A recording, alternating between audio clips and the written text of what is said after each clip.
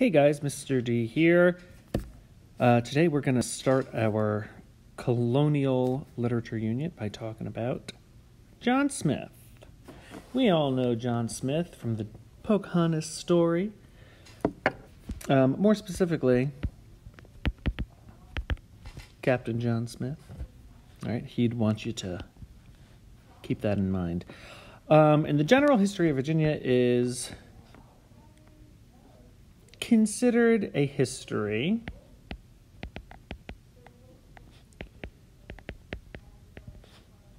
that John Smith wrote upon his return to England from the New World. But we have to take everything he says with a touch of a grain of salt, because John Smith was many things. He was an adventurer and an explorer and a war hero, but he was also very quick to make himself the shining star in all of his stories. So let's read a little bit about him. So, there he is, Captain John Smith. Born in 1580 Willoughby, England, he left home at age 16 after his father died. From early youth, he was a soldier. For 4 years, he was in wars in the Netherlands. Not just in the Netherlands, he spent time all over Europe and Asia, really. For a while, he was, interesting story relating to his coat of arms. You'll notice these three heads here. So, a few years before Smith actually went to the New World, he was in war over in Turkey, and during his time there, he was wounded and captured and enslaved. And the man who, took ownership of him, so to speak, gave Smith to his sister as like a gift. And then, of course, in Smith's own story, the woman he was given to fell in love with him, and sent him to her cousin or something like that in present-day Russia. And while he was there, he overcame his master in a fight and stole his clothes and his horse and rode off into the sunset, into freedom. But during his time in Turkey, he engaged in jousting competitions, and these three heads here represent 3 men that he beheaded in his jousting competitions. His coat of arms was actually given to him by a prince of Transylvania as a reward for all of his successful military endeavors. If you look at this, the fleur-de-lis and the wheat sheaths represent his mother and father. But the point of the story is, big war hero John Smith was. So he arrives back in England. He's about 27 now. He's greatly renowned. And on December 19th, 1606, let's make this purple or something. Okay, December 19th, 1606, he sails off for the New World with Captain Christopher Newport. So Newport commanded 3 vessels, bore 105 immigrants who were preparing to form the colony of Virginia under the grant and direct patronage of James I. So there was multiple ships. Smith was captain of one of them, and the guy running the whole thing was Chris Newport. So the Virginia Company was, a collection of people who wanted to form a colony in the New World for the reason that people often want to colonize places throughout history to get rich, right? So in this period of time, in order to be somebody, you either needed to be born that way, right? Be born into the upper crust, or, like Smith, you earn your honor through military endeavor and things like that. So that's what he did. He fell under the favor of James I, King of England, at the time. I was going to wear that same outfit today. Wouldn't that have been embarrassing? And James I thinks that Smith is so useful that he named Smith as one of the counselors of the new colony. All right? Smith's name was so useful to the king, he was named one of the counselors of the new colony. So he was going to be kind of like one of the guys in charge. You know, this is what Smith always wanted. This type of authority, this type of power, this type of revere. And so off they go. They took the southern route. It was very long, very tedious, and we're going to read about how that trip went and how they survived when they got to Jamestown. So they left in December. They arrived May 13th, 1607. 5 months they were out at sea. That is a long time. The settlement received the name of Jamestown in further demonstration of loyalty to the king. So if we look here, Jamestown is actually this little island. Let's see, how can we? Right, Jamestown is a little island right there. Right, I don't know if you can see, but Williamsburg is right here.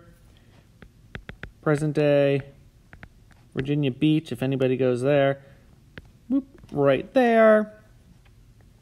Alrighty. So they came in, you know, sailing in, and they went upriver a little bit, which makes sense because they were trying to afford themselves some protection from the elements, and they land at this little island, and they name it Jamestown. So here's an illustration of the original settlement. As you can see, it's pretty small. They have these, you know, makeshift walls that were made out of trees that they basically dug up and shaved down and stuck into the ground, and just really rudimentary housing. The sanitary conditions were not good, and it was a pretty rough go of things. So they're there, things aren't going great, and then their resupply ship does not return. And it's getting to be November. And the thing is, these men who went with John Smith, these men who were sent by the Virginia colony, were coming here with the intention of basically getting rich, right? There were some, you know, gentlemen, so to speak, upper class people going there, but a lot of them were soldiers, fishermen, tailors, stuff like that, people who wanted to elevate their status. And so when they got to Jamestown, instead of, you know, preparing for the winter, they were, you know, trying to get resources out of the land, right? So November's showing up, it's getting cold, people are sick, people are dying, they don't have food, it's a mess. John Smith is like, peace y'all, I'm gonna go get some food.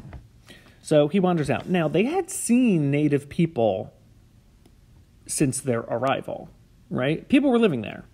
All right, we all know that Native Americans were all over this area at the time. And, you know, there have been some contact, some of it not so great, between these new colonists and the native people. So this was, you know, a pretty serious action that Smith took. So December 1607, he is captured. All right, Smith is out and about. Learn the story of his capture in the passage that we read from the General History of Virginia. And he is brought to a local chief named Powhatan. There he is right there. So,